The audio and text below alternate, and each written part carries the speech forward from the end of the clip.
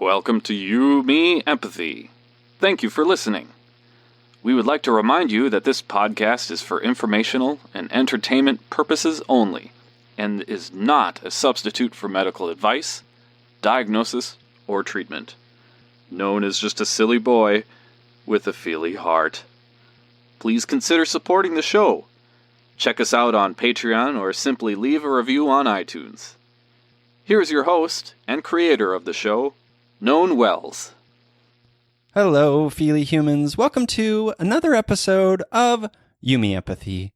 My name is Known Wells, and this is episode 118 with my guest, Julie Peters. In this episode, we talk a lot about Julie's book called Want: 8 Steps to Recovering Desire, Passion, and Pleasure After Sexual Assault. So we explore Julie's experience being sexually assaulted. She tells it very bravely and quite beautifully, her recovery story. We also talk about nourishment and trying to be in our bodies and the misogyny of victim blaming and not believing women and healing through yoga and spirituality and masturbation as meditation and the boundaries people pleasers, me, need to build, and so much more. Julie is so wise, and I really enjoyed and learned quite a lot in this episode. I really enjoyed the conversation. She is quite the thinker and quite the feely human, and I highly recommend you pick up her book. It's called Want: 8 Steps to Recovering Desire, Passion, and Pleasure After Sexual Assault. Okay, before we get to the episode, though, guess what, you guys? It is March 2nd, and the crowdfunding campaign for the Feely Human Collective is now done. It's closed. And while I didn't get the very ambitious target goal for the campaign, I'm very happy and content with where it's at, and I feel good about it. And now I just need to share it with the world. I need to finish up. So actually this week, as of this episode, this week I'm just hunkering down on all things Feely Human Collective to get this thing out there. And remember, the first phase of it will be a website. It'll be an online space to come and write and share your story through a journal. There will also be a new podcast episode you'll be seeing very soon called Feely Human Friday, for anyone to come and share parts of their stories and share sort of what being a feely human means to them, and as well as a little shop. And I'm also developing a little workshop to launch with, and that's kind of phase one, and eventually there'll be more workshops online, and eventually a storytelling series and retreats and all these sorts of things to help us grow as feely humans, to help us connect with each other and to feel our feelings and to connect with empathy and vulnerability and emotional wayfinding through each other, and through workshops, through writing, through sharing our stories. And so I'm really excited to share that with you. It should be out this month. I don't have an exact date yet, but I will share very soon the date of the official launch of the Feely Human Collective. But for now, if you want to go and sign up for the email list, you can do that at feelyhuman.co. If you just go to feelyhuman.co and sign up for the email list there, that would be lovely. And before I go, please, if you haven't left a rating and review of You, Me, Empathy in Apple Podcasts, please do that. It really does truly help out the show. It's a free way to help out the show. If you've gotten something out of the show, if it connects to your heart, please consider taking a couple minutes and writing a review, an authentic review of what you think about it. That would be amazing. And so thank you for doing that. What else do I want to say? Oh, just one more thing. So this week, it was a really good week, and I wanted to thank you. I wanted to thank a specific person, Rochelle, my new friend Rochelle, who is a teacher, and she teaches art and illustration, etc., at a few local colleges. And this week, she invited me to come and do a little like mini version of an empathy and vulnerability workshop at the Laguna College of Art and Design. And I was very nervous going into it. I'm an introvert, and so speaking in public is sometimes a little nerve-wracking at first, but I got through that initial anxiety, and it was just so beautiful. I had so much fun, and the students there at LCAD were so courageous in sharing their stories and opening up, and I just wanted to hug every single one of them. It was just such a beautiful experience. I just wanted to thank Rochelle for inviting me there. It was just so great, and it was very validating because these are the types of things that will be a part of the Feely Human Collective. Workshops in businesses and schools to help people connect with their hearts, and so I just really I'm proud of myself for doing that, and I'm excited to do more of it. And so look out for more of that. And again, feelyhuman.co if you want to sign up for the Feely Human Collective email list. Okay, let's get to the episode of my chat with Julie Peters. This is episode 118, and it's about recovering after sexual assault. Oh, one more thing. Trigger warning.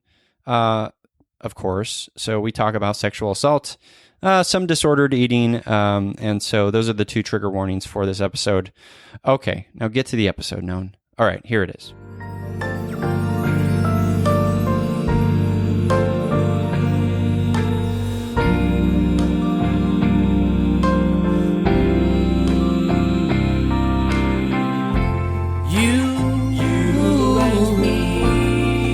Me, empathy,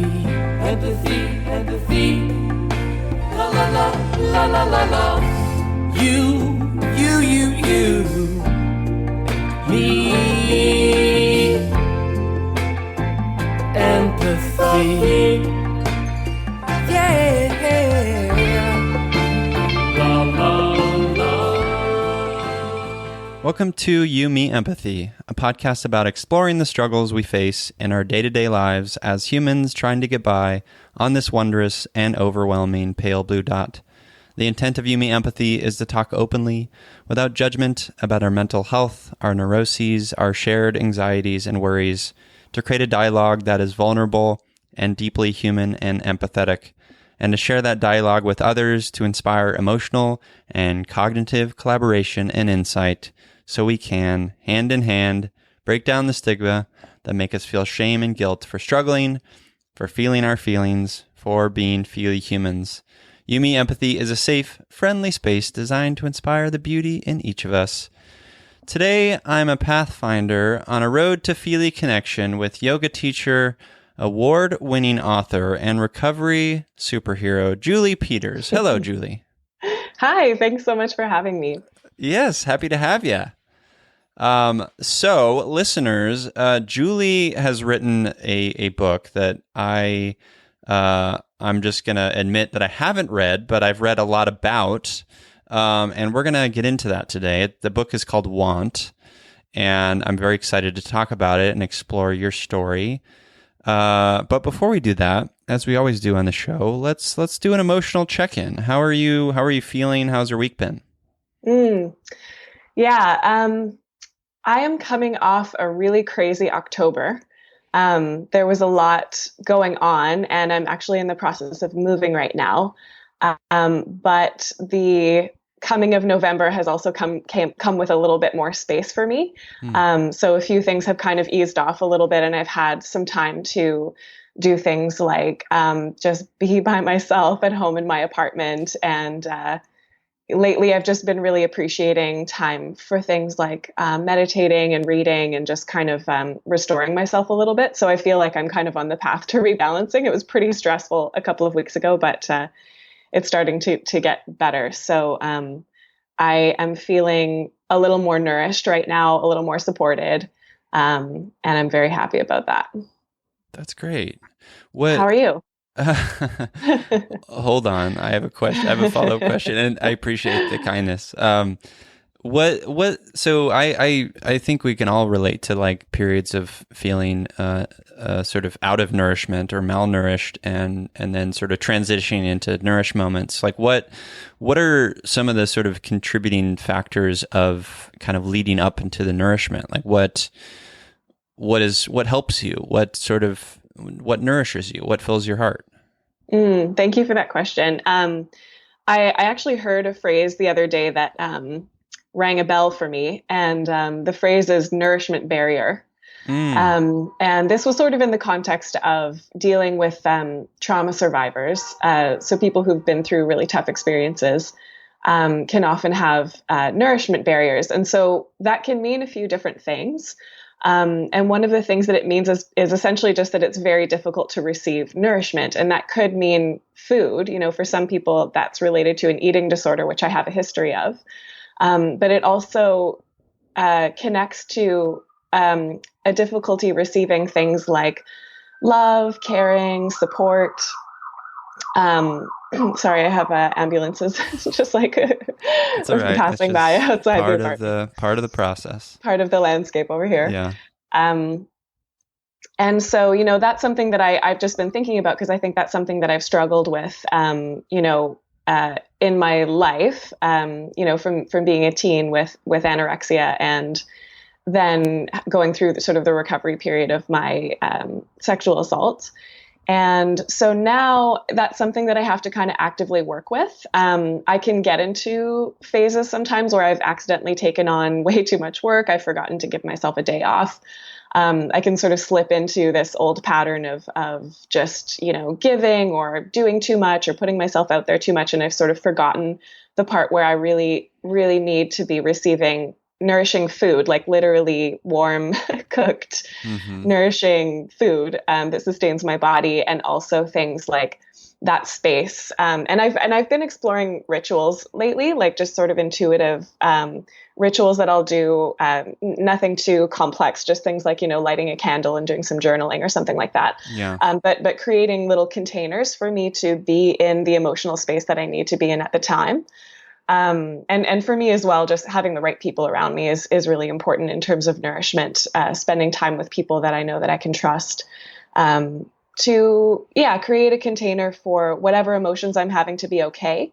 And specifically, we were just talking a moment ago about the weather and the winter and sort of what that means. And lately I've been very much in a phase of feeling kind of connected to feelings of grief, and wanting there to be a space with the darker season and with the winter where that's something that can be shared with others. It's something that can be experienced in community, rather than, you know, going through the winter and the coming holiday season with this kind of like holiday cheer and like everything's great and let's just focus on like, you know, Christmas and presents or whatever it is.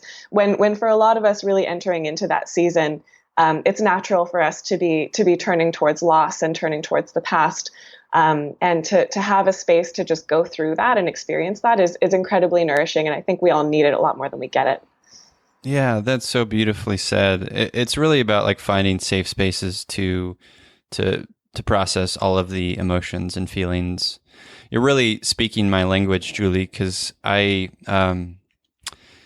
also have a past of anorexia, and I also struggle mightily, and this will lead me into like answering your question for how I'm doing, but I struggle mightily with the feeling of unworth and unlove, right? Like feeling like I don't deserve love, feeling like I don't deserve these things. And it, you know, it's all wrapped up in sort of my sort of history as a people pleaser, my history as like just dealing with trauma and early childhood and all these things. And I'm aware of these things, and yet it persists. So I have to kind of be mindful about that. So to answer your question about how I'm doing, right now I'm experiencing trying to be in my body.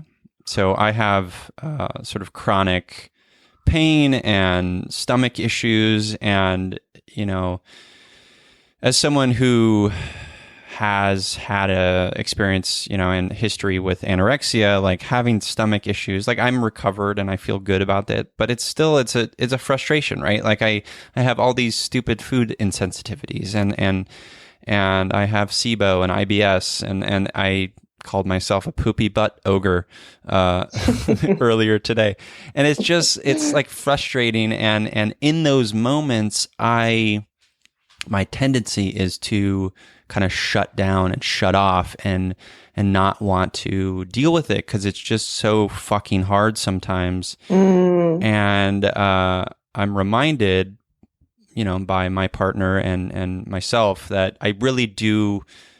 It is okay to do that, but I also like find the most connection, and I'm reminded of like, oh, okay, so like when I'm in my body, I'm rambling. When I'm in my body, I can better sort of tune into how my stomach is related to my depression and all these things that like are insights into how I'm going about the day and how I'm feeling, and that is where we learn and grow. It being in our bodies and attuned to our bodies and not sort of out of our bodies. And that's kind of what I'm struggling with and trying to work through right now. Thank you for all that. And I do just want to say SIBO is a part of my story too. So oh, wow. Yeah. So you're not alone. You and I have a lot in common. Yeah, we do. And, I think that there is a literal scientific link between the enteric nervous system, the gut, and mood. Right. And, I sort of have a suspicion that people who have, issues like SIBO tend to be more sensitive. And I don't know if it's sort of chicken or the egg sort of thing, but it seems like, one of my chapters in my book is called Eat. So my book is kind of organized into 8 steps, and the process of the book is really about, the subtitle of the book is 8 Steps to Recovering Desire, Passion, and Pleasure After Sexual Assault. And so it's really about coming back to having a full life after an experience of trauma.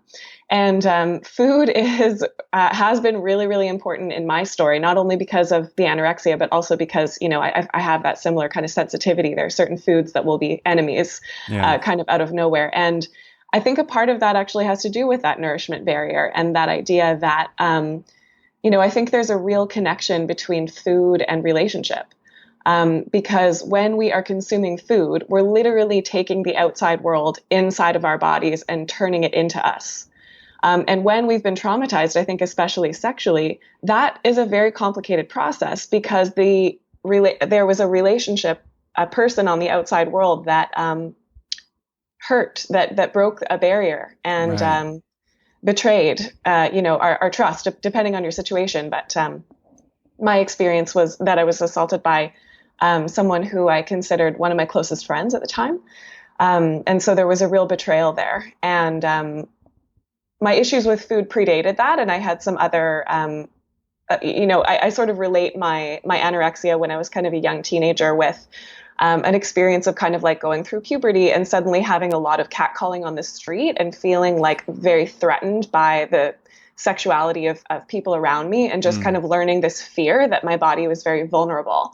And so kind of what I learned was that if I have a barrier between myself and the outside world through food, I can feel more in control of what is going on within my body. Right.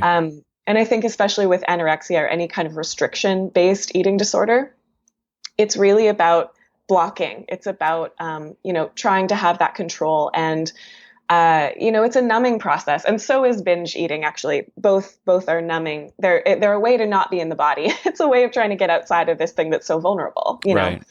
And I think the other piece of that a lot of trauma survivors experience is that experience of your body can be so frustrating in that way where you're like, I'm trying to do my healing, I'm doing my therapy, I'm doing like, treatment for my SIBO or whatever it is, and my body just keeps betraying me. That's how it can feel. Yeah. But what's actually happening is that your body is desperately trying to help you to get back into balance, and all of the things that it's doing to try to help you survive. But sometimes those processes become dysfunctional, especially because of a traumatic experience. And so, in my experience with dealing with SIBO, yes, a part of it is, I was working with a naturopath. So, there's herbal antibiotics, there's a very restricted diet that you have to do. But a huge part of it is, what are you doing for your nervous system? How are you supporting your tendency to get stressed or to take on too much or to feel overwhelmed? Because, trauma survivors have that. There's a tendency to feel overwhelmed because you've had an experience where, yes, the world was extremely scary and you were out of control in that moment. Like there was nothing you could do about what happened to you. Right. And so we kind of have these elevated nervous systems a lot of the time. And so much of healing from trauma and healing from these kind of chronic issues is managing the nervous system and how to get the nervous system back down to a baseline where your digestion can actually function. Because when your digestion's not working, it's because you're in survival. You're not in rest and digest, right? You're in like, how do I get myself out of this life-threatening situation? Even if in your mind you know perfectly well that you're fine and you're safe, your body does not believe you, right?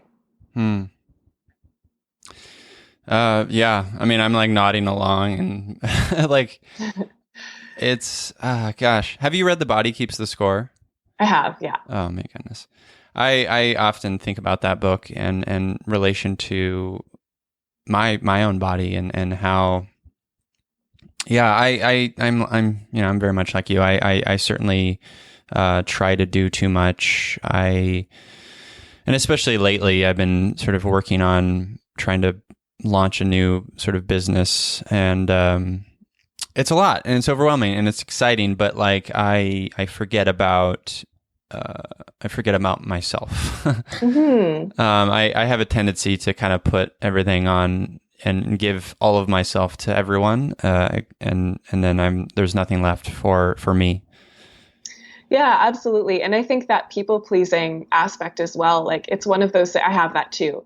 And it's one of those things that is like, it's a beautiful instinct. You want to help people and you want to take care of everybody else and you want to, use your gifts for good and all of that kind of stuff. But part of what you're doing is also trying to survive, right? The people pleasing is a way of like an unconscious way of trying to prevent people from hurting you. Right. It comes a little bit from both places. And so I think when you're a people pleaser, you kind of have to figure out, how do I still, for myself, this was the questions I dealt with anyway, how do I keep working in a realm where I'm helping people and I'm giving of myself because that's who I am and it's what I want to do and I love that, but also have really good boundaries so that I'm also taking care of myself and that I'm not doing it from this place of like, if I don't help this person, I might be hurt, which is the unconscious belief. Again, in my mind, I know that that's not true. If I say no, nobody's going to hurt me, but your nervous system is working on a different set of beliefs, right? Yeah. And so, trying to figure out, when am I genuinely giving something that I have to give? And when am I working from a place of like, if I don't do this, I might get hurt. Like I'm doing this for survival reasons, because that's not about helping other people. It's about protecting yourself, right? Yeah. So you clearly you speak very eloquently. You certainly, have done a lot of research into all this stuff. Like, did that come about because of your experience being sexually assaulted? Yeah. So my recovery from that sexual assault took what felt to me like a very long time. And again, that's a pattern. A lot of trauma survivors, it can take a long time because often the first thing that you have to do is survive. And for a lot of us, that means being numb for sometimes years, like, not admitting that the trauma happened or, just numbing out the feelings that you have about it, because, we don't talk about this stuff. Actually, we don't have really good vocabularies for it. We don't have, there's stigma around it. There's a lot of shame that survivors tend to feel about what they're going through. And, one of the things that I'm sort of trying to do with this book is really let survivors know, like, you're not alone, and you can get through this, and not only can you get through this, but that the process of recovery is so full of gems and riches that you will have, insights and wisdom and beauty and space and tools that you never would have even thought to have before. And I want to be clear that I'm not saying this in a sense of like everything happens for a reason. Your trauma was something that you deserved. Like, I really want to be clear that that's not what I'm saying. I don't wish trauma on anyone. Right. But when trauma happens, the process of recovery can be a really, really beautiful, if difficult, journey. And so all of that to say, it took me a while to even get to a place where I was willing to start dealing with it. And because this culture is so difficult and there's so much victim blaming, I did not have a lot of support in the initial phases of going through dealing with my sexual assault. I had people in my life who didn't believe me. I had counselors kind of saying like, well, it's because of your boundary issues that this happened. Like, I felt a lot of sort of blame coming from other people. So it was a lot harder for me to figure out that it wasn't my fault. Yeah. That, Can I just say real quick, I'm sorry for interrupting, but this sort of thing, this victim blaming, and I'm reading Chanel Miller's book right now, Know My Name. Have you heard of this? I haven't, no. Chanel Miller is the one that was raped by Brock Turner, the student at Stanford. So it's a new book, and it's really powerful, and I highly recommend it. There's a quote in it that I really love. She says, "Rape wants you to turn into wood, the opposite of a body," which is just so profound. But she talks a lot about, and I think it's what you're speaking to, this victim blaming and this sort of underpinning foundational cultural sort of idea that like we don't believe women. We have this cycle of violence. We have this prevalence of sexual assault because of all of these cultural norms that existed that just like how do you wrap your mind around that, and how have you come to terms with that, and how are you and in the book, like how are you sort of breaking down these things and sort of showing the reader like the sort of atrocity that these things are? Mm-hmm. Yeah, that's a great question. So victim blaming is pervasive and insidious, and it's a big problem. And also I have compassion for why we do it. Because the reason we do it is a couple of reasons. One is the just world delusion. So we have this idea in our culture that good things happen to good people and bad things happen to bad people. Sometimes we call it karma, which is a complete misunderstanding of the classical sort of Hindu tantric meaning of the word karma. In that case, like if you go to India and talk to people about karma, what it means is we don't have control over the consequences of our actions. We can have good intentions, but what happens to us, whatever we choose to do will have an effect, but we don't know what that effect is going to be. And it may be good and it may be for ill, and we just don't have control over that. So from that perspective, karma actually is the opposite of victim blaming. It's an explanation for why bad things do sometimes happen to good people and why sometimes bad people get away with terrible things. But in the West, we just want to believe like if I do all the right things, then I will be rewarded. And part of this comes from this sort of pervading Christian idea that if you are a good person, you go to heaven, and if you're a bad person, you go to hell. There's this sort of like reward and punishment philosophy that is sort of underpinning some of our worldviews that we are taking for granted, that we don't look at critically. So that's a part of it. We want to believe that good things happen to good people. So if we're good, we can avoid being hurt. But what often happens when people say things like, oh, it's your good karma or your bad karma or everything happens for a reason. Part of what we're saying is that if you've been traumatized, it must have been your fault because only bad things happen to bad people. So that's part of the reason we take it on as survivors. We learn shame. If something bad happened to us, that must be because I am bad. I did something bad, or I am a bad person. So the other piece of why we victim blame is because it makes us feel safer. So it's this idea that and this is why we victim blame ourselves. So, to be clear, it's not just other people that victim blame, it's survivors blame themselves. This is what we do. Right. And the reason we do that is because, the person victim blaming, the survivor, is saying to themselves, well, she was wearing a short skirt, and if I don't wear a short skirt, that won't happen to me. So, it's much easier to think well, she did something wrong that I never would do. So that keeps me safe from the horror of what I'm experiencing when I hear the story. And for the survivor themselves, they're saying kind of a similar thing, oh, well, I should have done this. I should have done that. I did this wrong. A lot of survivors have a lot of shame about wishing that we handled it a different way. Yeah. Because if we handled it a different way, we could have gotten out alive. Then, if it's our fault, then we can control changing our behaviors and then it won't happen to us again.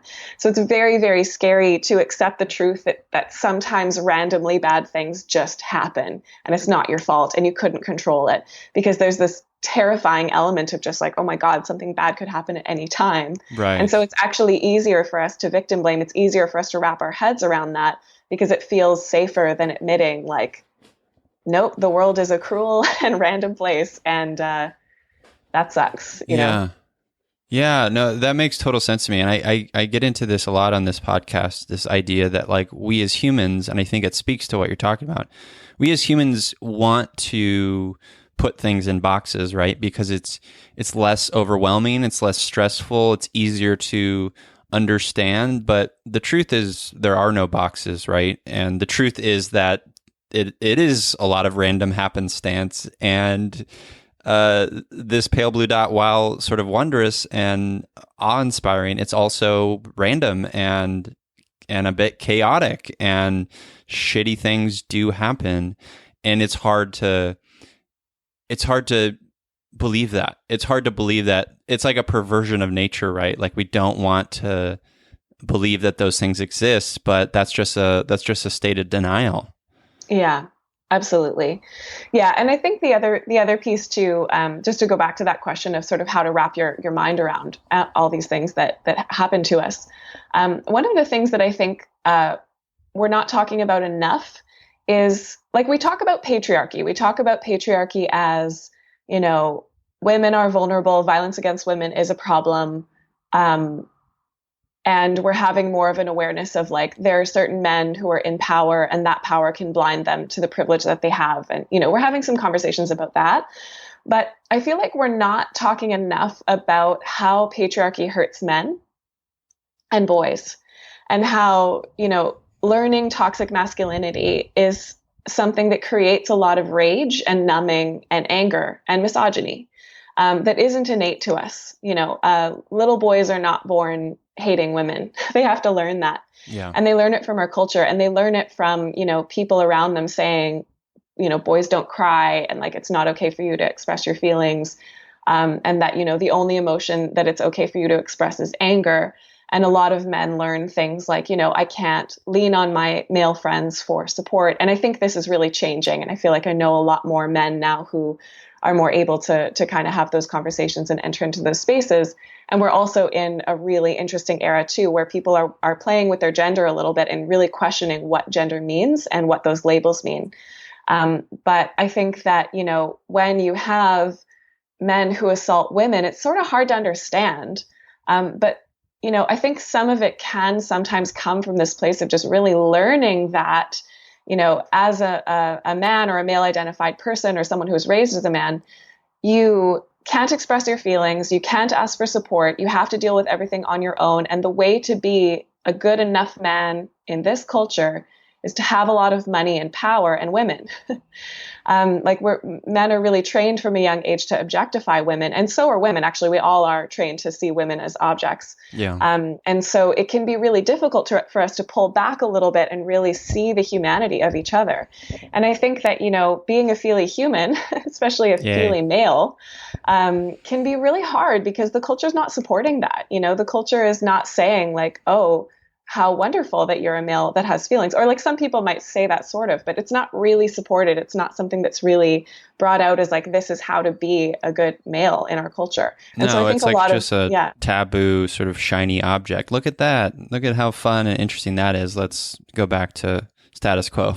Yeah, exactly. Let's sort of see it as a novelty and then turn away from it. Right. Yeah. So I think that, that's something that we need to be considering, is that violence against women isn't just a problem for women. It's a problem for everyone. And it's a specific problem for men and males and masculine identified people. Like, what does that mean for however you understand your gender to be male, or how do we kind of raise boys in a little bit of a different way? How do we make space for males who are feely humans and who want to be really connecting on a deeper level and having the kind of intimacy that really has been sort of, I'm not sure if I want to use the word stolen, but, there's a certain intimacy that I think men are kind of blocked from receiving a lot of the time. And so being a person that chooses to do that is quite brave, actually, I think.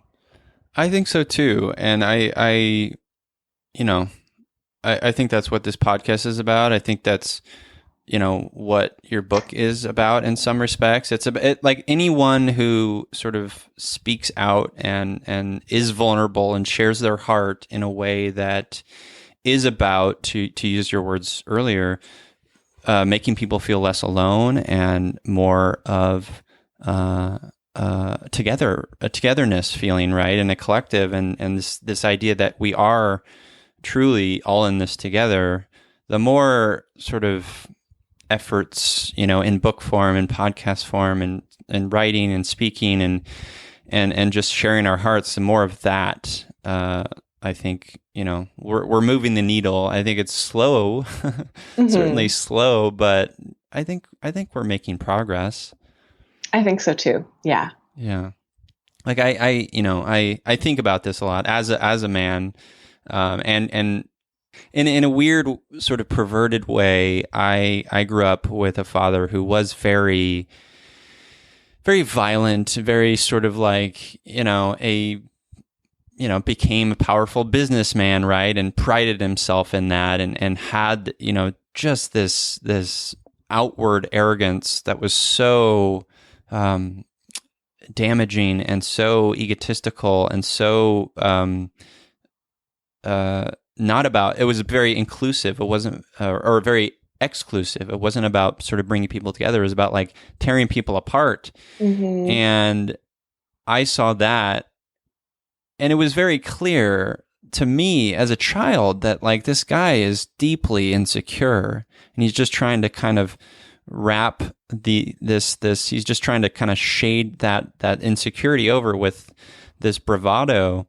And so for me, growing up in that environment, having this very arrogant father who was very violent at times, like I learned very quickly that like, yep, that is not going to be me. I will not do that. And so I've had a maybe at times unhealthy, but I think healthy sort of skepticism about masculinity, since an early age. And I feel very lucky in that regard.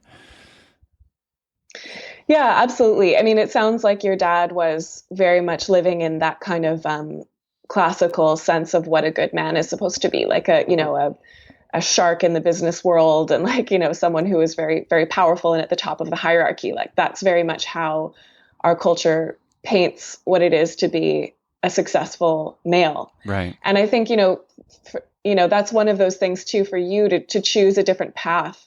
Is so powerful, especially from a young age, like kind of making that decision, like that's not going to be me. And I think it also is hard for us, just again, on that sort of deeper unconscious or semi-conscious level, like to choose to be someone different than who our parents were, even if we actively think that who they were is not who we want to be. It can be really hard to feel like you're good enough. It can be really hard to feel like you're worthy when you're choosing a different path from what was modeled for you as a child. Like that's just a very difficult thing to really kind of make that choice and go your own path, because you sort of feel like you're the first one on it and there's nobody there who's kind of supporting you and teaching you and taking your hand down that path. So it can be really tough to feel like it's okay to do that, Yeah. How was it for you growing up? Like, what were your parents like? What were the model they were setting? My parents were, I was one of those really, really sensitive kids in a family of not so sensitive people. Mm. My parents are great. I have good relationships with them now. A little harder with my dad than with my mom. But my parents and my brother, they all were just like, let's not talk about it, or like, let's just get over that, or don't be afraid of that thing, or whatever. Like, it was a lot of, I don't think they totally knew what to do with me because, Yeah. from a very young age, I've just always been really, really sensitive and like had a lot of emotions and had a lot of reactions and wanted to like dance and sing and perform. And, I was just a very precocious little kid. And I think that was kind of difficult for them. And it's been sort of interesting to see the way they responded to some of the things that I was and some of the choices that I've made as an adult, including writing a book about my sexual assault experience, which is, quite vulnerable. And it's really sort of putting something out there into the world that's quite sensitive. Yeah. And it's been interesting to see that, like, I think at first they really struggled with a lot of that and they didn't know how to talk to me about it. But like slowly over time, my brother talked to me about this a little while ago, like just kind of learning from me that it was okay to talk about things sometimes, and learning from me that it wasn't okay to just kind of not talk about stuff and float along without really like resolving some of the issues. And, I had a nice moment with him over the summer where he was like, no, you really brought in something to our family that really mattered. And it just meant so much to me to hear that, because I had always felt like an outsider kind of in my family in these ways. And here was my brother telling me like, thank you for being a little different because you taught us a new way to be. And I think that's a really nice thing to remember, is that, whether it's family or culture or whatever, like it's so hard to be different sometimes and you really feel like you're alone, but you don't know how many lives you're changing as you're just choosing to be different. Like as you're choosing to let yourself be who you are. You don't know how many people are following behind you in that path because you're not necessarily looking back and seeing what's changing back there. But it's really nice when you can do that and see like, whoa, I had no expectations that anyone was going to change around this, but look at that. There's actually a little bright light here. That's so beautiful. I love it was that. a really sweet moment. Yeah. That's so great. So good to hear. And can you tell me a little bit about the process of writing the book and sort of going back there and sort of the steps you took for self-care, the steps you took, whether in therapy, just kind of like building those sort of emotional powers to allow you to write this book that is truly, as you put it, very vulnerable, right? Mm-hmm. and that very courageous. Like, how did you work on that process? Mm-hmm. Yeah, thank you for that question. So I have a really wonderful agent, Robert Lecker. He is really, really encouraging and really believes in me. And I was sending him these book proposals, just being like, I want to write about this thing. I want to write about this thing. And he kept getting back to me and being like, no, I don't think that's the story. I think you need to go a little bit deeper. And, it was actually really through him guiding me to, get to the root of what it was the story that I really wanted to tell, and not sort of cloak it in all these other, stories that I wasn't really telling. And so, I just want to kind of acknowledge the support that I had from this wonderful white man that's in my life. Mm-hmm. He was really, really encouraging of me to tell this story. And so it kind of started with that of kind of him guiding me and encouraging me. And through that, me realizing like, oh my gosh, like this is the story that I really need to tell. And I'm terrified of telling it. And then, entering into this process, and it was really, really hard sometimes. I remember when I sort of sat down in this, I had to tell the story in the book actually, but, sitting down to write the first chapter in this coffee shop, I just started to cry because I had all these voices in my head saying like, you don't have the right to tell this story. Nobody wants to hear what you have to say. And people are going to judge you when you let people know that this is what happened to you. Like all of that victim blaming and shame just really came to the surface. And it took quite an effort for me to push through that and write anyway.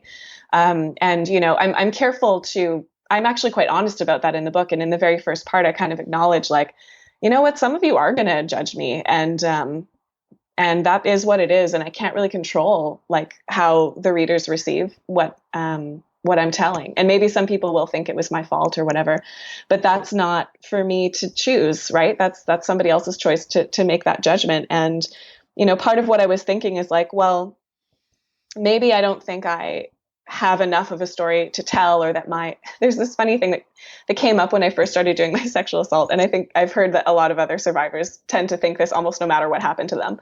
But I remember being on a crisis line phone call at one point and just saying, like, I don't know if I have the right to feel these feelings, because what happened to me wasn't like as violent as what happens to some others. And she was just like, oh yeah, sometimes, you know, I think that my rape wasn't rapey enough. And I was like, yep, that's what it is. And it seems like almost no matter what happens to survivors, we have a tendency to turn back and just be like, oh, but others have it worse, so I don't have a right to X, Y, and Z, you know? Isn't that funny? It is. It's funny. And it was interesting kind of learning that and seeing that pattern come up and just being like, I think that's like one of the ways that we kind of avoid, you know, feeling it or dealing with it or talking about it. I'm not sure what it is exactly, but that was certainly there for me. And I started to think like, well, if I can tell this story, maybe it will help to open up the door for other people to tell their story, because the more we tell these stories, the less power shame has. Mm-hmm. And so, you know, that was a real thing that I had to push through. And so, you know, that started the process of it. And, you know, going through it, there were definitely some very difficult times, like having headaches or nausea. Like my body was kind of going through some stuff as I was writing the book. But it was also like a real,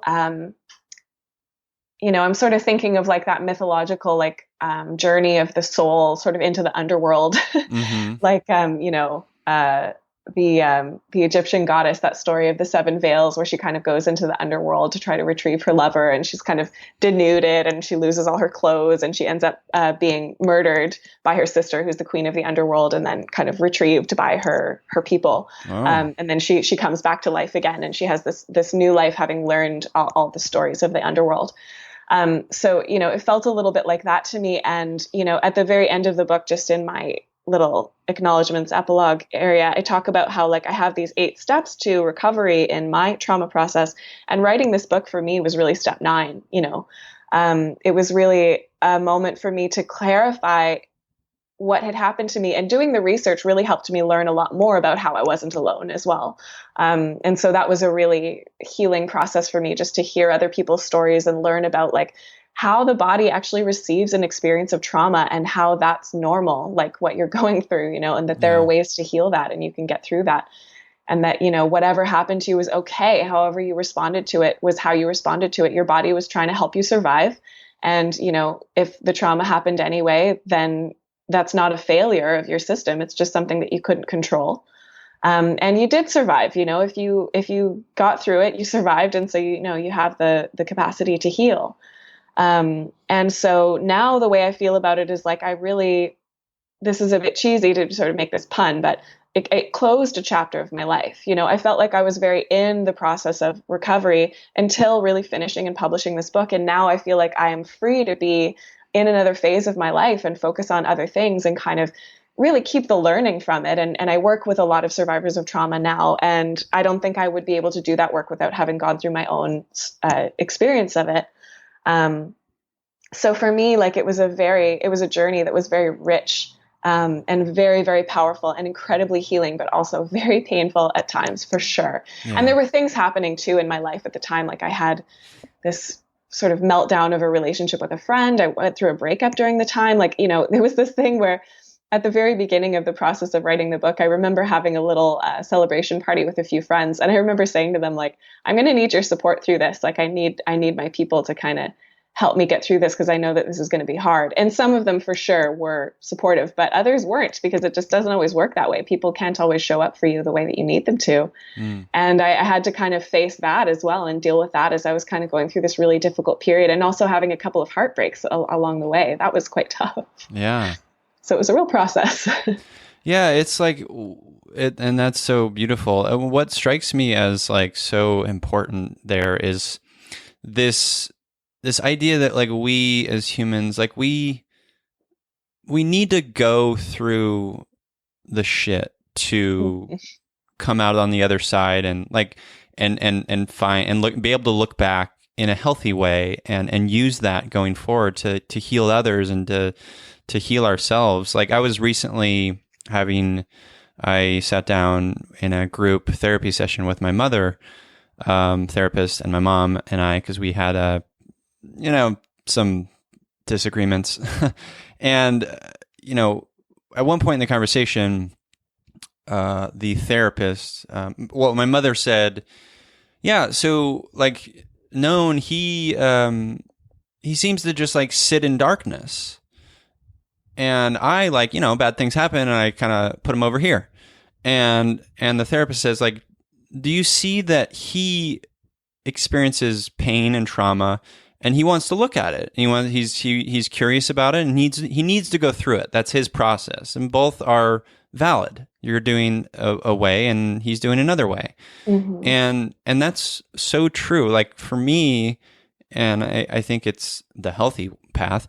Like I think we as humans need to go through it and be curious about it and look at it and allow it to just bump up against us and bring that discomfort that can bring the gems, as you put it, and then on the outside, once we get through it, and it's not entirely through it because we're still it's still a part of us, right? It's still a part of our identity, but we're not sitting in the darkness anymore. We're through it and it's not sort of, weighing us down anymore, but it is a part of our identity. And then we can use it for good as you're using it. You're coaching people through, who have also experienced these traumas.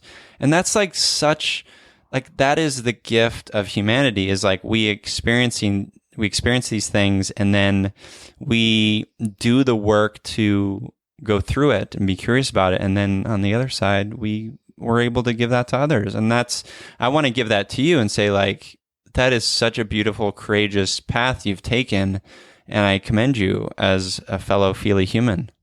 Thank you. Yeah. Thank you. Yeah, I agree. And I think that, when you are a sensitive person, one of the things that you end up doing is holding things for others.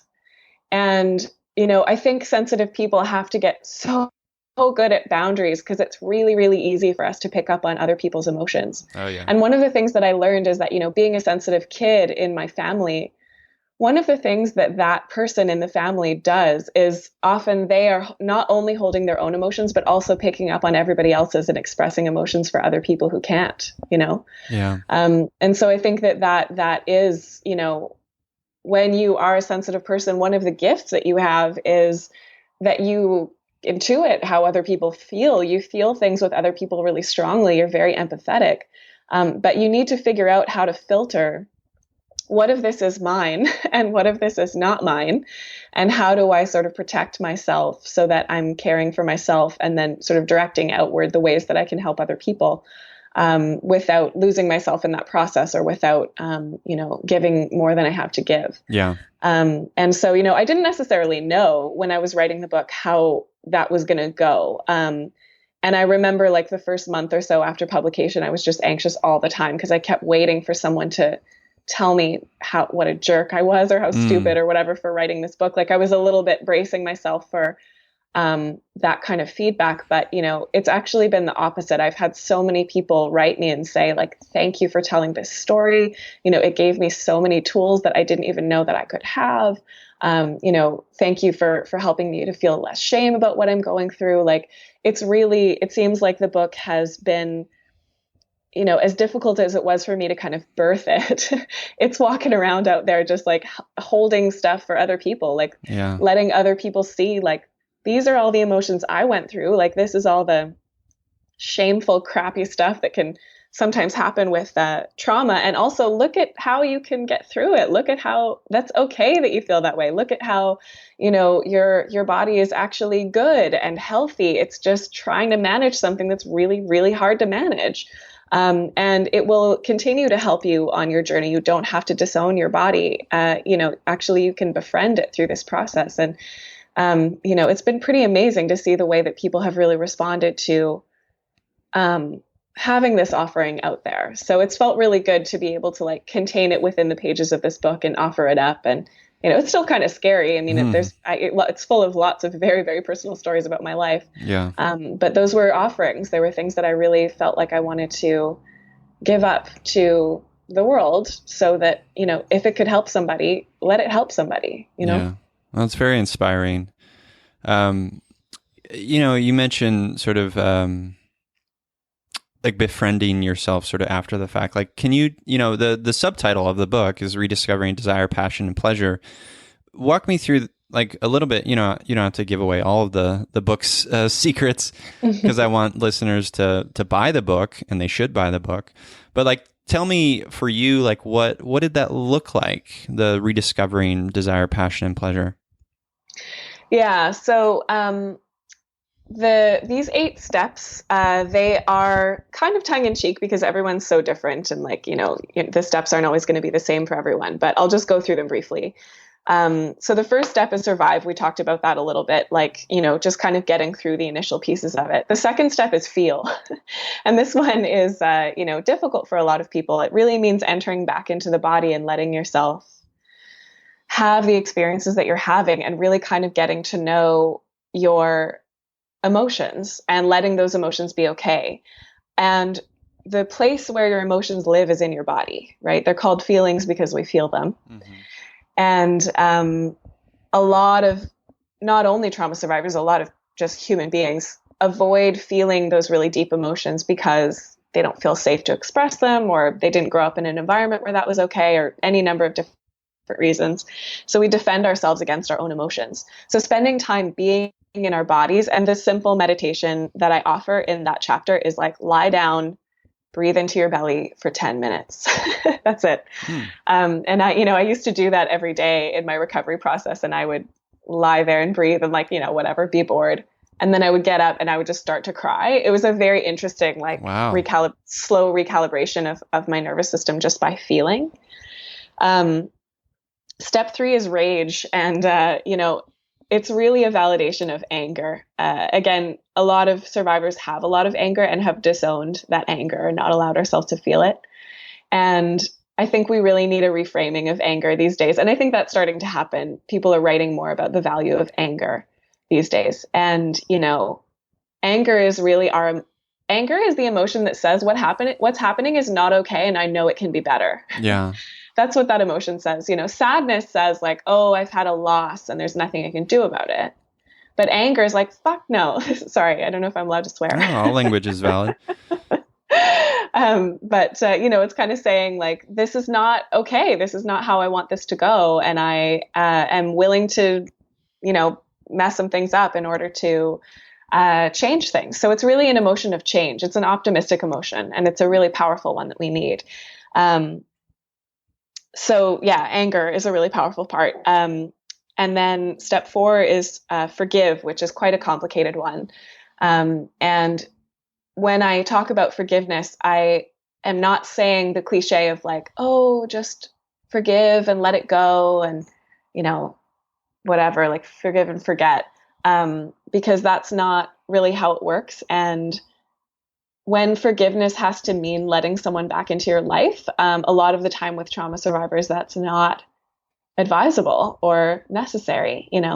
For me, forgiveness is more so about finding some compassion for the people or the person that hurt you. And it's really an internal process that's not about them at all. It's more about how do I see that other person or those other people as human beings with flaws just like me, so that I can separate them from having power over me. Yeah. And so that's really the chapter where I talk about patriarchy and how it works, and like why I think, that misogyny is something that we learn and it's not something innate to us. And that's also a chapter where I talk about something called monsterizing, which is this tendency that we have. It's a little like scapegoating. It's a tendency that we have to say like, oh, this guy did bad things, so let's fire him and excommunicate him, and then we'll have solved the problem. Right. Which of course it does not solve that problem at all. It doesn't get to the root of why that person existed. What were the conditions in which that person came to do the things that they did? What were their traumas and pain that they were going through that made them act in those ways of violence or whatever. And how can we heal as a society to protect people from having that experience and heal the people who have not yet acted in violence, but, might want to because we are in such a sick society. And so on. So it's quite a complicated one, but yeah, so the first 4 chapters are a little bit tough, but then it gets a lot more fun because the next chapters are pleasure, eat, sex, and love. And so these are really after the sort of initial acute phases of the trauma, these are the steps that actually get to be quite fun and quite delightful for a trauma survivor to go through, and also complicated too. I mean, it can be difficult. But pleasure is something that requires that you feel your body. And really throughout the book, one of the things that I'm talking about is like the way back to desire, passion, and pleasure, which isn't just, it can be in an erotic sense. It doesn't have to be. But the way back to those things is really through feeling your feelings. It's through removing the blockages that you have against yourself. And when you have a clear path to feel the things that you feel and be the person that you are, that's when that energy is free to move. It's not blocked anymore, right? Yeah. And so I'm kind of operating on a philosophy from Audre Lorde around like what erotic energy means. And it's not just about sex, but it can be manifested in that way. Erotic energy is really like the ways in which you are fully present in your body and in your relationships and in your work. It's those moments where you're in flow, when you're really connected. It's when you're not blocked to yourself. And so the practice of healing for all of these things is really in how do I unblock myself? How do I let that energy run freely? And then there are all kinds of things that you can do with it. And so being able to experience pleasure it requires that you feel everything. So a complicated piece about pleasure that we often don't talk about is feeling genuine pleasure sometimes means there's going to be grief or anger or fear that comes up alongside the pleasure. And so if we're trying to shut down the grief and the anger and the fear, the pleasure can't come either. And so being able to be in this practice of like really being in our bodies for the wholeness of who we are, not just the pretty parts, but really the ugliness as well, and letting the ugliness sit side by side with the beauty and that be okay. That's when we can start to experience true pleasure. Mm. So I'm kind of rushing through these chapters, but I'll just pause so that I'm not rambling so much. No, I love it, and I love the point about the ugliness and the beauty, because that's what being a human is, right? Ebbs and flows. And I wanted to go back a little bit to like the feelings part of it, and the anger specifically. Like I think as a society we tend to also want to assign positive or negative to feelings, and I think that can be problematic. I think for me, it's easier to just look at all feelings as feelings, and they can be sort of appropriated in sometimes negative or positive ways traditionally. But I also think it's important to not sort of pre-assign those things, because, to your point, like anger can be a powerful feeling that is warranted and can lead to action, right? Can lead to policy changes, can lead to writing a book or whatever. Like I think like we as humans like want to assign positivity or negativity, and I think that's just problematic. I totally agree. And I've started to really think about core emotions, anger, sadness, fear, joy, excitement, disgust, and sexual excitement. Those are the 7 core emotions. These create what I've been thinking of as a compass, an emotional compass. So, as human beings, one of the things that we must be is in relationship. We're not particularly strong. We're quite vulnerable physically. And so in order to survive, we've needed each other. Like we need community, right? Yep. And so the reason we have those 7 core emotions is because they're trying to help us navigate relationships. That's what they're there for. And so all of those emotions have a specific function. And when we feel those emotions, they're trying to let us know something. Often they want us to do something, right? And so, when we feel anger, for example, we want to protect ourselves or someone else. We want to stand up for an injustice. We want to make a change. When we feel sadness, the body wants us to slow down and grieve and feel that loss. When we feel joy, we want to physically express and often share that with another person. Disgust tells us that there's something toxic in our food or in our environment that we need to move away from immediately. So all of these emotions have a function. So they're trying to tell our body like something needs to be done here, so do it. But what happens to a lot of us is, in a dysfunctional society that doesn't have space for these emotions and labels them as negative, we feel that it's not okay to feel fear or anger or sadness or whatever it is. And so we develop these defenses. And part of what I'm talking about was very inspired by a book called It's Not Always Depression by Hilary Jacobs Hendel. I just want to give my citations here. I didn't make this up. Some of it was intuitive, but I feel like she really articulates it extremely well in this book. So we create these defenses. So we find ways to try to avoid feeling those core emotions because we don't feel safe to feel them. For a survivor of childhood trauma, for a child, you're kind of learning what to do with those emotions. Let's say you feel fear of a parent, but you don't want to lose that connection. So you have to find a way to suppress your fear in order to stay in the relationship that you need for your survival. And so your survival is overriding your emotional compass in that moment, because as a child, you can't run away. Like there's nothing that you can really do, right? Right. And so that can create a pattern of dysfunction where when fear arises, just as an example, the fear doesn't know that your body is going to respond to it. And so it's just firing all the time, right? Or those defenses against the fear are firing all the time. And those can be things like shame and, anxiety and lack of self-worth and all of that kind of stuff. It's like the fear is manifesting in a dysfunctional way because it isn't able to just clearly have its path. And so the good news about that is that we can, of course, work on our relationship with our emotions, right? And so just with that same example of fear, as an adult, knowing that we're relatively safe now and that fear can have an appropriate function in our lives, we could do something like, when I feel the emotion of fear, which I'm starting to get to know because I feel it, in the pit of my stomach or wherever it is that you feel it, you can say, oh, I'm feeling fear. And even if you know in your mind, I have nothing to be afraid of right now, you can speak to the fear in some way where you can say like, oh, I notice that I'm not feeling safe right now. So I'm going to get up and walk around, or I'm going to call a friend, or I'm going to journal about this. So like you can sort of take an action to let the fear know like, hey, I see you. Thank you for the warning. And then the fear can start to work in a more functional way. So all of these things can be healed. It's just that, we kind of learned it along the way through an unhealthy culture around emotions. And for many of us, our first families, because of that dysfunction, we're often dysfunctional in our first families and like learning how to use our emotional compass. So we just have to relearn how to use it. And we can do that. Everybody has the capacity to relearn that. Yeah, totally. In my opinion. Yeah, I agreed. Samesies. Yeah. One of the things that that you have written about, and I think you've blogged about it or talked about it on your Instagram, is masturbation as meditation.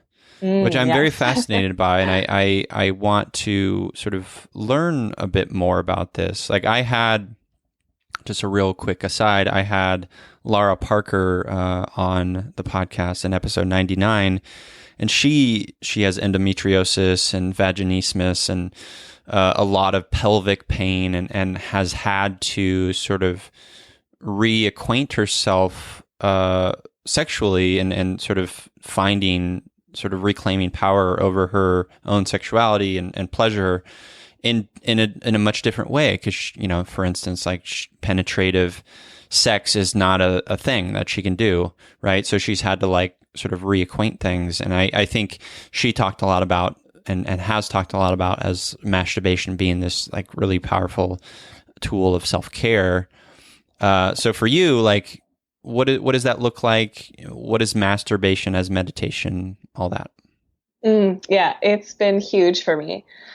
So one of the things that created the idea for the book in the first place is that after my sexual assault, after the sort of acute phases of getting through the trauma, I started to want to know how to have a healthy sex life again. And I just didn't have any good information about that. Like anytime I tried to Google it or whatever, I think there's more info about it now, but still not very much, honestly. A lot of people don't really talk about sex after a sexual assault. All that I found was like, wait until you want to. It's like, okay, how am I supposed to want to?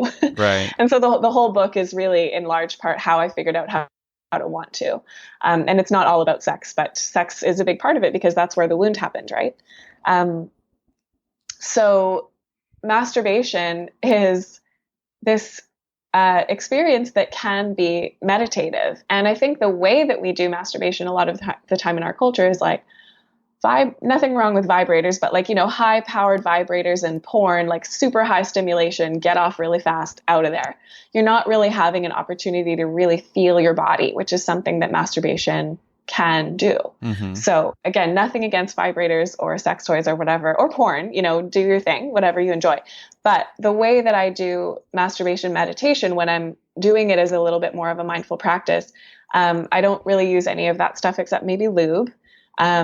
And the practice is really about breathing down into my pelvic floor, relaxing that area. Again, for a lot of us, when we are having sex or masturbating or whatever, we tense up a lot. And that can actually constrict the blood flow and prevent pleasure and orgasm. And so learning to relax with pleasure instead of tensing up with it has also been very powerful. And so what happens for me is I'm breathing down into my pelvic floor. I'm trying to like let the energy flow into that area. And, if we go back to that idea of emotions being something that exists in your body, there are so many emotions that we feel in the genitals, the pelvis, and the lower part of the belly. And as you know probably quite well with an experience of SIBO, like your gut is really where you feel a lot of your emotions. Like it's sort of from the heart down to the pelvic floor. That's really the zone where we don't feel fear in our knees as much. Well, maybe a little bit, you might get weak in the knees or something, but it's really like you tend to feel it in your stomach, right? Yep. Or in your pelvis. So just the fact of breathing down into that area will often bring up emotions. And so the way that I worked with it with pleasure is going back to that idea of like pleasure requires that you feel your body fully. So you're not trying to shut down against it. You're not trying to override it with a vibrator or porn. You're trying to be really present with everything that's happening and breathe with it. And so this was something I completely learned on my own. Nobody taught me how to do this. I was really just kind of intuitively like, what if I do this? Because what happened for me as an assault survivor is I would, be in that place of self-pleasure and like memories would come up, Sure. Or feelings of shame or fear or anger, or like just these feelings would come up that I'm like, fuck, I don't want to be feeling this right now. I'm trying to masturbate, Right. But I sort of finally gave up against it. And I just thought, what if I let this emotion be a part of what I'm doing instead of trying to push it away? What if I just let it be in my body? And I have a lot of experience with meditation and mindfulness as I've been teaching yoga for 20 years now. And so I started to think like, what if I apply my meditation principles to what I'm doing right now? Which for me, meditation is really about holding all the things, not pushing anything away. And so I was just like, oh, all right, let's let the shame be a part of this and just see what that looks like. And I found it was so powerful because it was a way for me. It felt like I was kind of coming back to that, allowing my ugliness to be right beside my beauty and letting that be okay. It was like a radical form of self-acceptance, a radical practice of self-acceptance. It wasn't always easy. But really allowing whatever the emotions are that are happening in my body right now to be there. And, orgasm didn't always happen. Sometimes it would get overwhelming. I would have to stop. That doesn't really happen anymore, but for a while it was like that. And, but with time, the breathing is happening, the pleasure is happening, the energy is rising, the shame is there, the sadness is there. And then with orgasm, it's released. So, orgasm is really an emotional release when you let it be, right? When you let yourself relax into it and be fully present with it, it releases. And so in the same way that I know that yoga is a practice of moving my body in a certain way, and in my experience with yoga, I'm moving emotions all around my body when I'm doing it, right? And I'm releasing things through sweat and through twisting and through stretching and moving this way and that, becoming stronger. similar idea with masturbation. It's that you are moving things through your body in a really specific way, a really specific part of your body. And if you have had a sexual trauma, the wound is right there. And so you're bringing energy into the wound and you're releasing that energy out through that same place. Which for me, I still use that practice, like not so much as a healing from sexual assault, but just like as a regular way of checking in with how I'm feeling and moving emotions through my body and being honest with myself about how I'm feeling and what's going on for me at the time. Because what I've really learned about this practice is that if I'm not being honest with myself about what I feel, I can't orgasm. That makes sense. So it's like I have to let that erotic energy be free. I have to kind of unblock myself by being honest. This is what I feel. And maybe I wish I didn't feel that, but I do. And so I'm just going to let myself feel that. And then often, going through that experience, like it does move through and release and then things shift. They don't get stuck in your body in the same way. I love all of that. There's such a beautiful through line of acceptance and awareness in all of this, what we're talking about, right?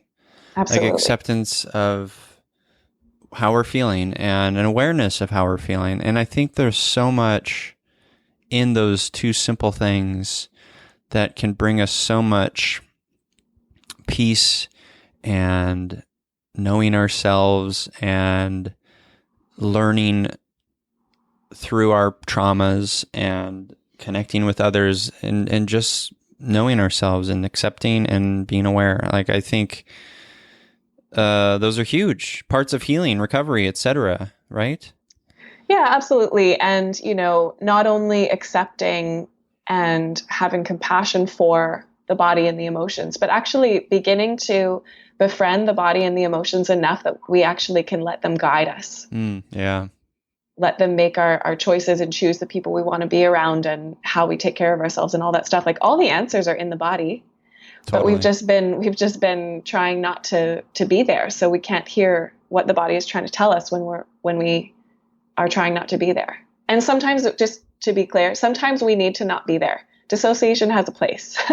Like, it's okay that sometimes we need to numb out. Sometimes we're too overwhelmed and we have a function of numbing out. Sometimes that is adaptive for a time. Yeah. But when we do that for too long, it becomes dysfunctional and then we get some problems with it. So, it's not bad to have numbed or to need to numb sometimes. It's just that the practice is trying to return to presence and being there. And we need to feel safe enough to be able to do that. Of course, it's not easy. Yeah.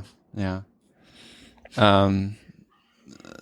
My dog is making gross noises in the background. Sorry. I don't know if you heard okay. that. You write a lot about spirituality and health. Like, what is your spiritual practice? And maybe it's what we're talking about, but so when I think of the word spirituality, it's Scooby, you're gross. You're a gross old man, but I love you. Oh God. He's become, in his old age, he's 13, he's a black lab. He's a lovely guy, but he's also like, he has like some like nerve damage like in his paws, and so he licks his paws and then he gets hair in his mouth and then he does this gross coughing up like a cat. It's real gross.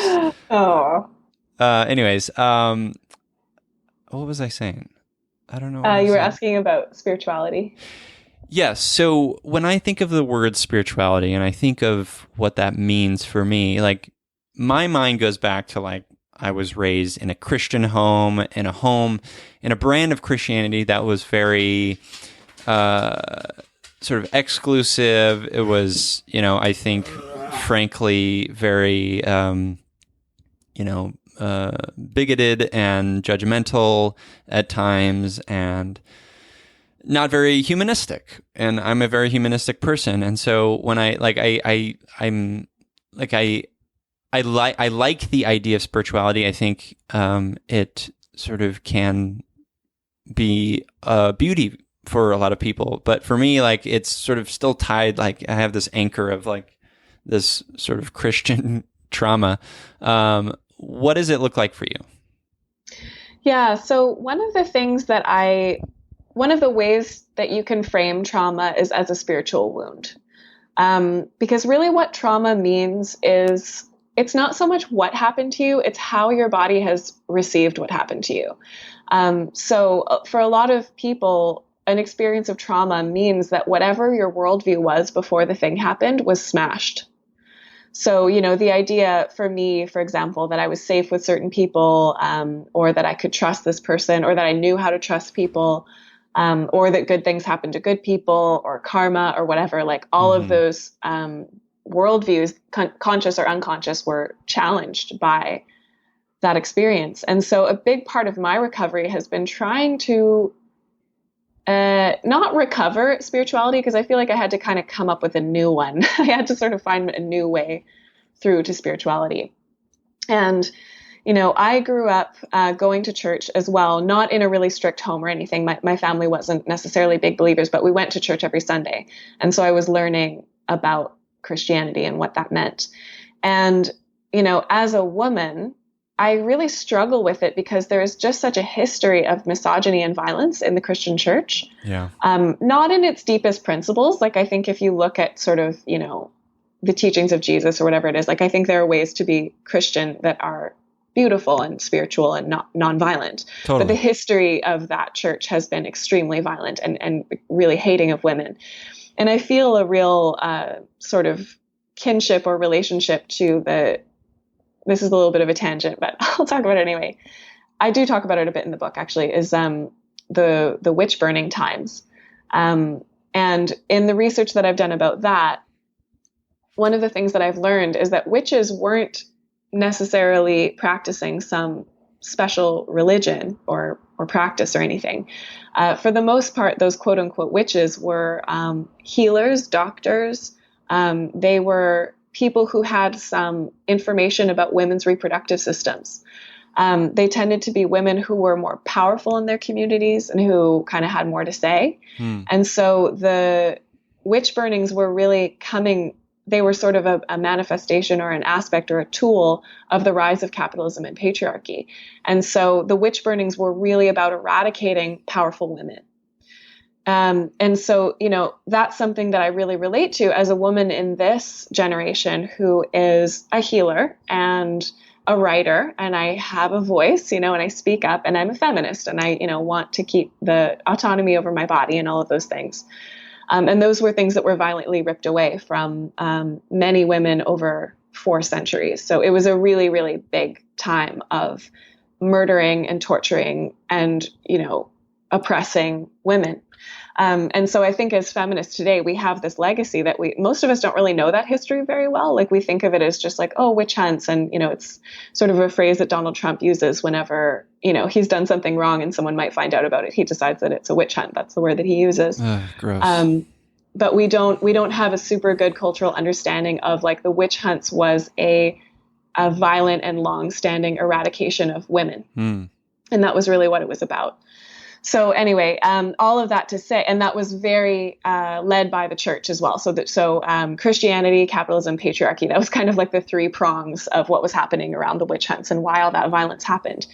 And so for me, trying to figure out what my spirituality could be as a woman, a white woman, who was sort of born into Christianity as like the tradition that I would follow from the background of my family, where do I turn? And as a yoga teacher, I've found some really useful spirituality there and some not so much. Like, when we have people teaching yoga and misunderstanding the word karma, for example, as meaning like, if you do good things will happen to you and vice versa. That's not super helpful, but my first book is actually about a set of tantric moon phase goddesses. And, I went pretty deep into them, and they were a really big part of my early recovery, or not early, I should say, mid-recovery, maybe we can call it. But, these goddesses really gave me an alternative form of spirituality that really revered femininity, that really saw the value of the energy of the feminine manifested or in the form of the goddess. So Shakta Tantra is a goddess worshipping branch of Tantra. And the worldview of Tantra, is in part that Shakti, the goddess energy, is the energy of absolutely everything. So, the idea is that there's no separation between us and God, like there is in the Christian form, where we're down here, God is up there. From the tantric perception, goddess is everything, absolutely everything. So there's nothing that's rejected in this. Nothing is not divine. So the rock on the street, the trash in the garbage can, your dog spitting up hairballs, that's all goddess. That's all divine. So there's nothing that's not divine. You are divine, my friend. Absolutely. And so from this worldview, the thing that the goddess likes to do is play. She's not moralizing. She's not deciding who gets what rewards. She's just playing. She's just moving. She's energy. She's doing her thing. And so when bad things happen, like a natural disaster, for example, a lot of the time people associate that with the goddess Kali, goddess of destruction. Destruction really has a place in this worldview. Like there is a time for things to be destroyed. And it's not that that's a good thing. It's that it's a thing, it's a thing that happens within this worldview. And so the way that we deal with that as humans is not by thinking that God is judging us, because she's not, but rather we have to really decide for ourselves and think critically, like, how do I want to be a good person? What are the choices that I have in this life? And how do I work with the best of my intentions, knowing that I can't control the consequences?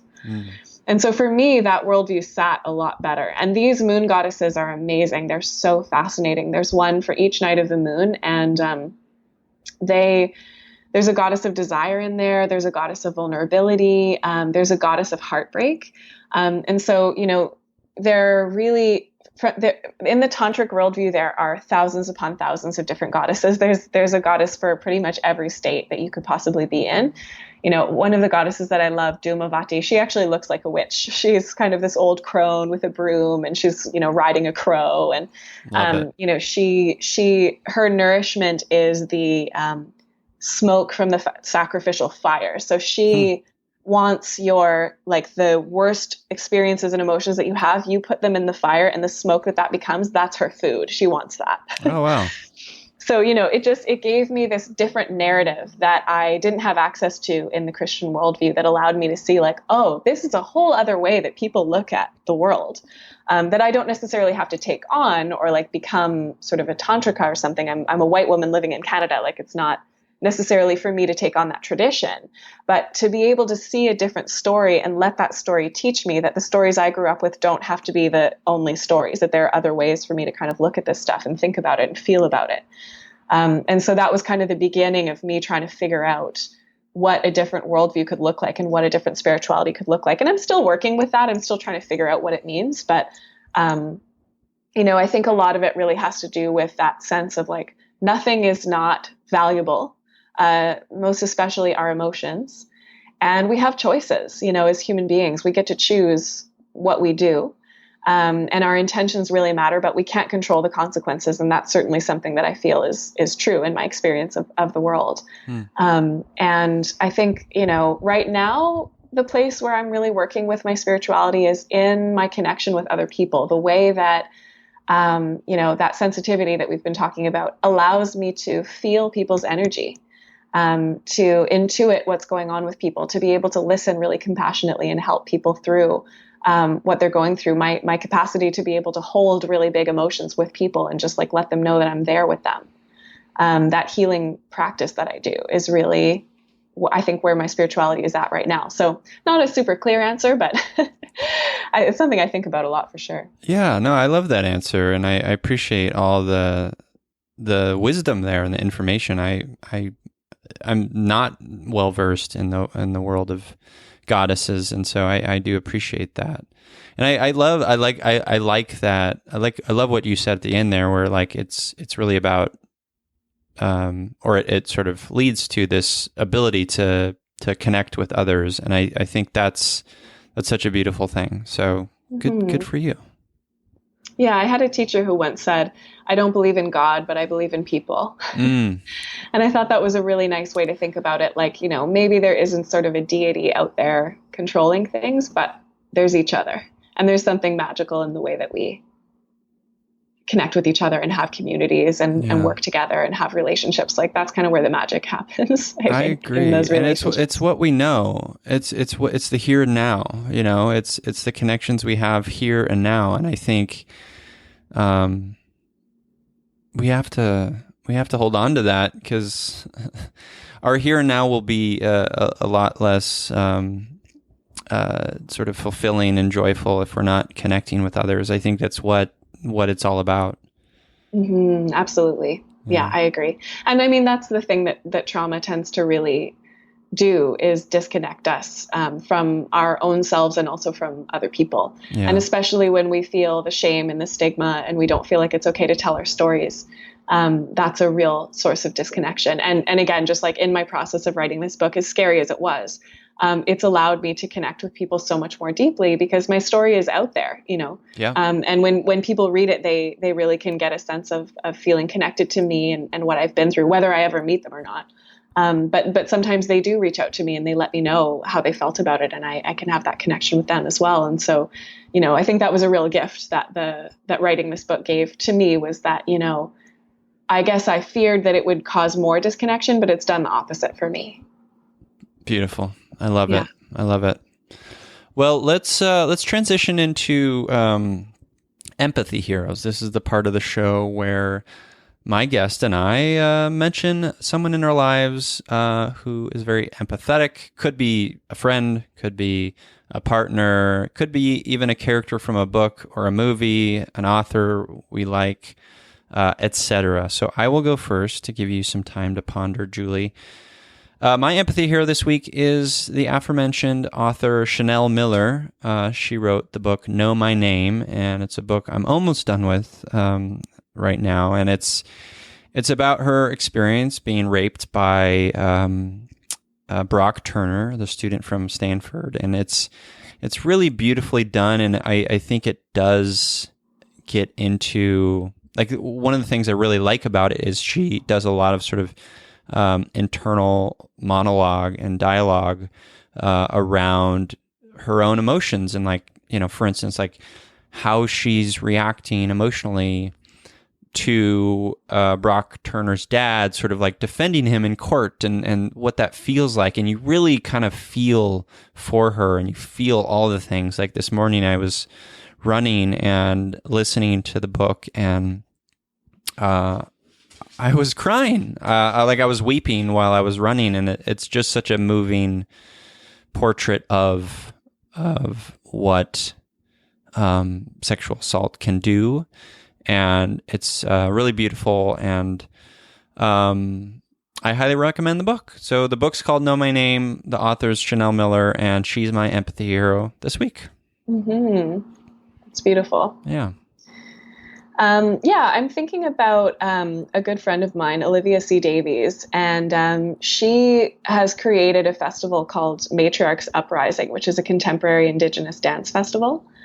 And I got to hear a little bit more of her story yesterday, and sort of why she created the festival here in Vancouver.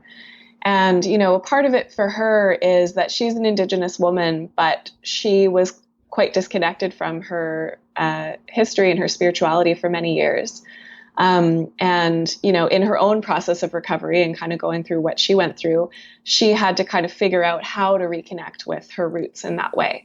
And so for her, she's really someone that took a lot of pain and difficulty in her life, and what she's doing with it is creating community for other people to be able to share this stuff and go through their own healing journeys. And so the Matriarchs Uprising Dance Festival brings together specifically contemporary dancers who are women and Indigenous. And she's really elevating that culture, and she's learning from them, and they're learning from her, and they're connecting with each other, and allowing people like me to go to those performances and be a witness and be a part of that transformational experience that they're going through. So I think that's a pretty amazing thing that she did, and I'm feeling that she's pretty awesome. So she would be my empathy hero this week, I think. Awesome. That's amazing. It sounds amazing, and I'll make sure to kind of find that online and link that in the show notes, listeners. Well, Julie, where can listeners connect with you and order your book and all that loveliness? Yeah, absolutely. So my book is called Want: 8 Steps to Recovering Desire, Passion, and Pleasure After Sexual Assault. And you can get it anywhere. You can get it on Amazon or from booksellers and things like that. My first book that I was talking about a little bit, if you're interested in learning more about the tantric moon phase goddesses, It's called Secrets of the Eternal Secrets of the Eternal Moon Phase Goddesses. And that has a long subtitle that is slipping my mind right now, but it's also really about desire and relationships and the art of being broken. And that you can find on Amazon as well. And if you look for this recent book, Want, you'll probably see the other one there as well. And if you want to learn more about me in general, if you are in Vancouver, if you want to work with me in doing some of that one-on-one work, my website is jcpeters.ca. So there's lots of information about what I do and how to find me, and my yoga studio, which is called Ocean and Crow. And my writings on Spirituality and Health magazine. So there's lots to check out there. Yeah. Awesome. Well, listeners, all of that will be linked in the show notes for this episode. Julie, thank you so much for being a part of You Me Empathy. Thank you so much for having me. It's been such a pleasure having this feely conversation. Yeah, absolutely. And to you listeners, I'm here, you're here, we're here together on this wayward, overwhelming, awe-inspiring pale blue dot. We have each other. It's You Me Empathy.